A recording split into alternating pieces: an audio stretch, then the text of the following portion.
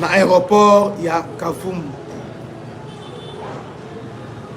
Ravitaillement Moko, il y a Kosakanate. Donc, c'est des jours où il y a Kalimi Oyo. Des avions en provenance, il y a Rwanda. Il y a des mercenaires français, des polonais, ainsi que des experts chinois. Ils ont aussi atterrir dans minute Oyo, dans l'aéroport, il y a Kavumu. Et direction au plateau. Cette guerre est vue par dimension Moussous. Au fait, il y a des gens qui ne veulent pas. Balingité vraiment que donc basali pesa tout que accord qu'on a avec les États-Unis et Simbate. La France et la Chine. Pendant que je suis en train de faire cette émission, il y a Koinda dans le niveau au plateau. Dans le niveau au plateau, le FRDC garde toujours leur position. En même temps, l'armée rwandaise aidée par les Français, bazo continue à bombarder la position il y a FRDC. Bazo bombarder dans des ordres civils, bazo bombarder dans des ordres. Je vous lis tweet, il y a au représentant et chef de l'État qu'on a Minembo. Donc, bazo bombarder dans des ordres au Saranate. Entre-temps, les troupes au sol, avec arrivée à Français, mercenaires français, na chinois, bazo à ce qu'on peut renforcer. Ils viennent pour renforcer.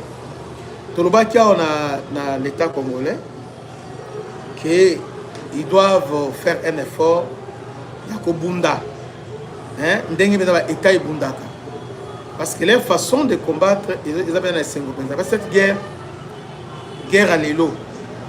70% c'est la force aérienne. C'est la force aérienne, 70% c'est la force aérienne. Bandeko, to liker, au liker, peut au partager. Liker, au partager en attendant. Oso liker, oso partager. Willy Poma, bonjour. Donc, voilà. Azana, yango yo.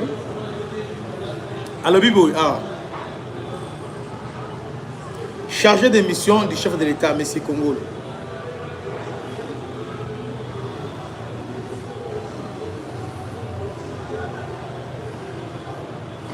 Ceux qui M. Congo, le Ouazali, chargé de mission chef de l'État, chaque jour, à zone dénoncé Biloko. Alors, je ne sais pas. Quand même, il doit préparer l'eau à Makassi, mais on doit d'abord consolider nos positions au ESA maintenant. Nous devons d'abord les consolider. Depuis ce matin, du 23 juin 2026, les drones de l'armée rwandaise continuent d'endeuiller la population de haut plateau, notamment dans les environs de Minimbu. Les populations civiles continuent de souffrir de ces attaques répétées qui coûtent la vie à leurs enfants et mettent en péril la sécurité et l'existence de la population. Par ailleurs, les avions des armées rwandaises qui assurent le ravitaillement, en munitions et en équipement militaire, continuent également de violer l'espace aérien. Mais pendant qu'ils violent là, Oyo Azali, au représentant chef de l'État, au représentant, donc chargé de mission et chef de l'État. Alors, par ailleurs, les avions de l'armée rwandaise qui assurent le ravitaillement. Comment ils assurent le ravitaillement alors qu'ils vous awana? Comment ils assurent le ravitaillement? C'est ça, ça devient un peu compliqué. Seule solution, comme les Rwandais bombardent chez nous, vous devez aussi bombarder au Rwanda. Au comment la guerre au Katana. Mais vous ne le faites pas. Même espace aérien, ils ont surveillé. Maintenant, comment maintenant les troupes au sol vont consolider le plus longtemps possible les positions au Bazana? Parce qu'à la ligne où vont des choses, tu risques de la surprise d'une manière désagréable. Bande Koto liké pour tous à la révolte. Tout liké. Nous sommes qu'à 25 likes. Hein, tout liké afin que.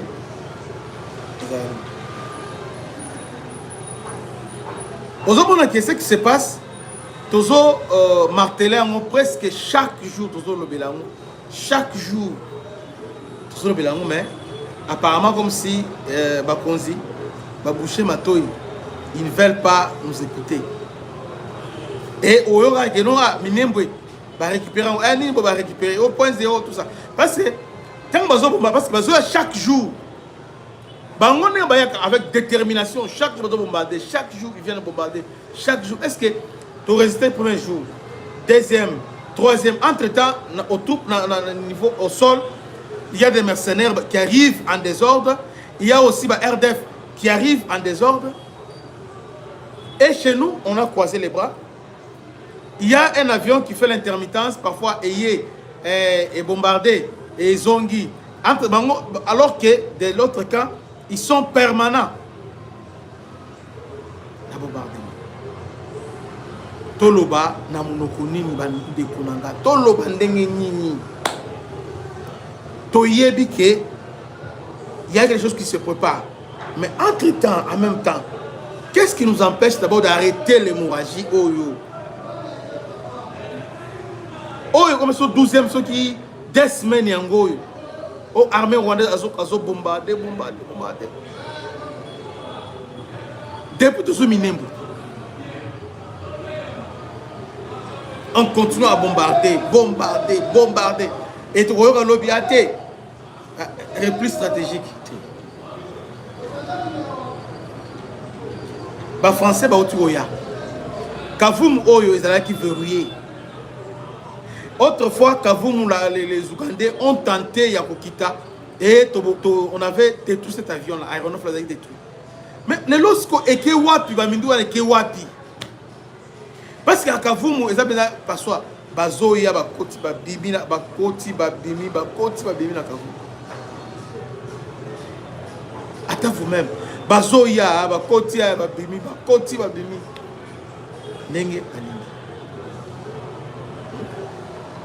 Est-ce que l'avion tant que je violais l'espace Nabiso?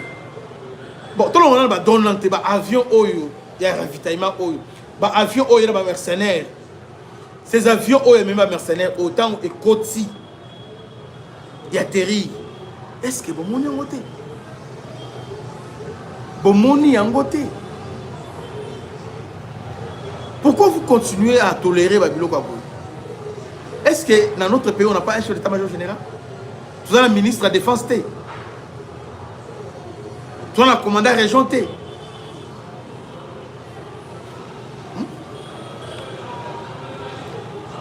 Chaque jour, toujours alerté chaque jour. Au moment où on a le mouvement, on a fait dire la patrouille aérienne. Il y a des gens qui me disent que mon guerre, on débat soda, il va en guerre. Ce n'est pas ça. Tant que le baba a un sentiment, il y a des gens qui meurent chaque jour.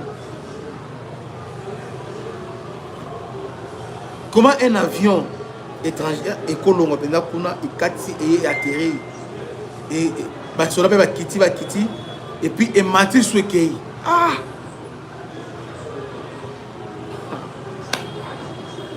bon,